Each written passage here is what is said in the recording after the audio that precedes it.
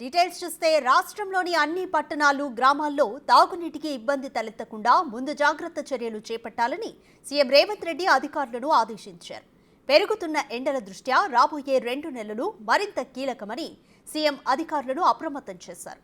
గత ఏడాదితో పోలిస్తే ఎక్కువ నీటిని సరఫరా చేస్తున్నప్పటికీ ప్రజల అవసరాలకు సరిపోవడం లేదని ముఖ్యమంత్రి గుర్తు చేశారు. అప్పటికంటే భూగర్భ జలమట్టం పడిపోవడంతో ప్రజలు కేవలం నల్లా నీటిపైనే ఆధారపడడంతో ఈ పరిస్థితి తలెత్తిందన్నారు.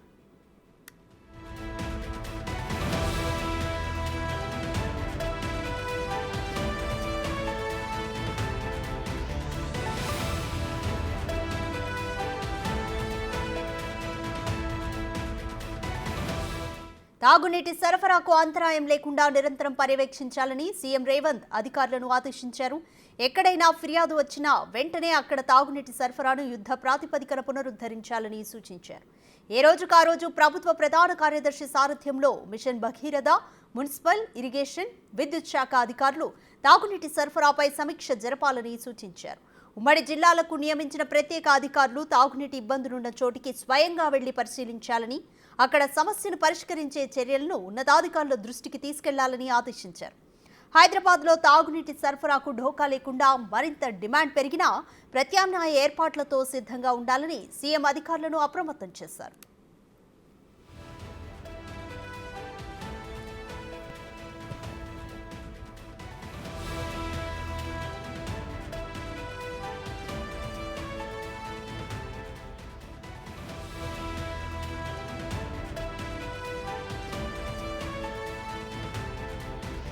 అవసరమైతే నాగార్జున సాగర్ డెడ్ స్టోరేజ్ నుంచి నీటిని హైదరాబాద్కు తెచ్చుకోవాలని, అందుకు తగిన ఏర్పాట్లు వెంటనే చేయాలని ఆదేశించారు.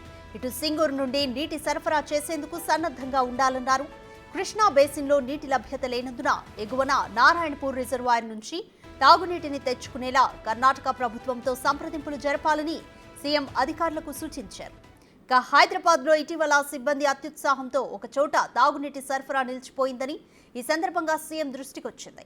ఉద్దేశపూర్వకంగా తాగునీటి సరఫరాకు ఆటంకం కల్పించిన వారిని వెంటనే ఉద్యోగాల నుంచి తొలగించాలని సీఎం ఆదేశాలు జారీ చేశారు. అకారణంగా ప్రభుత్వానికి చెడ్డ పేరు తెచ్చే వారిపై కఠినంగా వ్యవహరించాలని సూచించారు. అటువంటి ఉద్యోగులపై ఉదాసీనంగా వ్యవహరిస్తే అధికారులపై చర్యలు తీసుకోవాల్సి వస్తుందని హెచ్చరించారు.